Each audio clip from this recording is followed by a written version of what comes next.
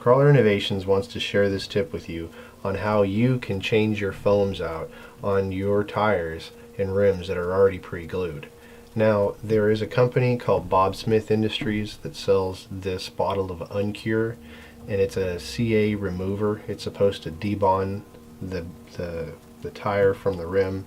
Sometimes it works, sometimes it doesn't. Overall, what I have found to be easier is the method that I'm going to show you here. You're going to use a set of curved Lexan body scissors, and I prefer to do it on the inside, and I take the scissors and make a small cut, small incision in the sidewall, between the sidewall where it's glued at going into where the bead is going into the rim. You want to make this cut and keep the scissors as flat as possible as you go around, because again, you're going to be gluing to this bead once you've removed the existing foam insert. So we're just going to go all the way around the tire. Take your time. Remember, keeping the scissors as flat as possible. By keeping them as flat as possible, you are allowing for a maximum surface area to have glue for the bonding when you put it back together.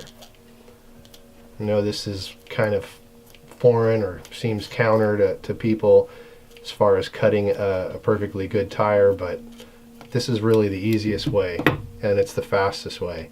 Once you've gone all the way around, you can just flip this tire inside out, take the foam, and just set it off to the side, because it's really no good. Now, one of the things that you're going to need to do, though, is, as you can see, this from the factory, the rim is drilled, so you have two air holes on the rim, and the tire was sealed. Well, that's not going to work in this scenario, because this entire closed cell foam is waterproof and airtight, so it's not going to let any air pass through it, and it's also not going to let any water pass through it either. So it's important that you have some air holes along the center line of the tread path in order for any air to escape, so that your tire will conform to the surface, as well as if you get any dirt, sand, stuff like that, it will sling it back out through those same holes.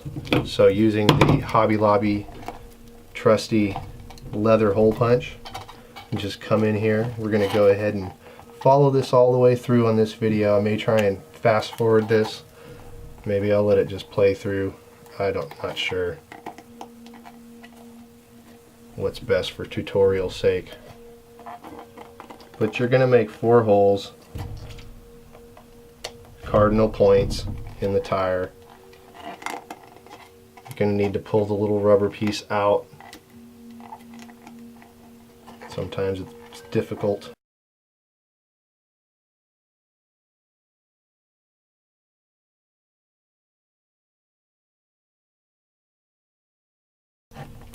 I'm not trying to overly put holes. You've got to have at least 4 holes, at least that's my recommendation. Once you've got your tire vented, go ahead, slide your foam over the rim. You're going to want to put it on the rim in position, lifting the lip up, getting everything to where it's going to be seated, because that's where it's going to stay. And what I'm doing is putting that there. You can see that it just how it fits all the way around. Now we're going to stretch this over.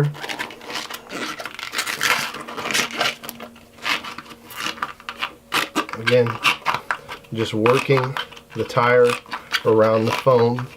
Think of it as a glove. You will see that it's practically falling back in place already. Since the foam is machined and shaped to fit this rim and tire, it goes on. And this is going to work whether it's the Gladiator tires, or there's several J Concepts and Proline both make tires, as well as Traxxas.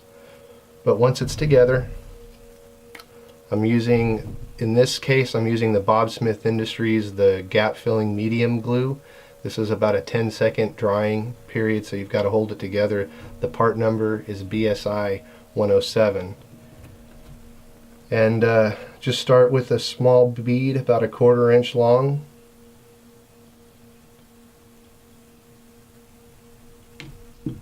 And glue my tire back together. Since I'm gluing the same tire to the same bead, it actually goes together quite easily. It's not going to fight you, and it just takes some time to go and some patience to just go around the tire, but it will hold just as strong as original. We've been doing this for quite some time.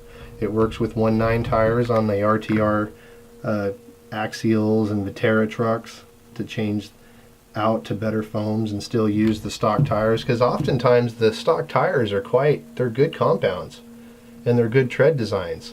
It's just that they don't always have the best option parts, because that's just how the aftermarket industry works.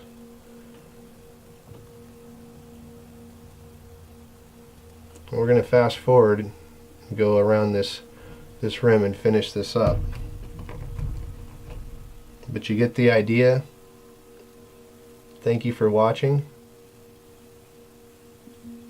Please like and subscribe if the content is helping you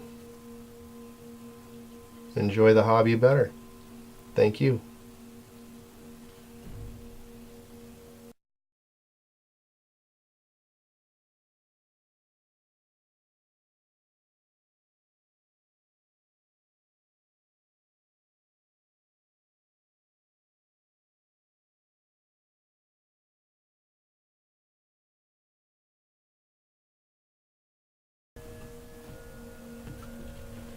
And there you go.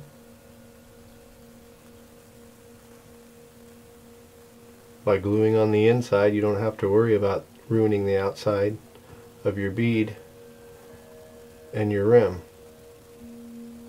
So try and work with the inside.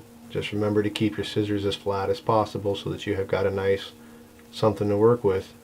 And you can see how fast, how simple, how strong it already is, and it hasn't even fully cured. It'll hold up just fine once you let it fully cure after a couple hours. Thank you for watching.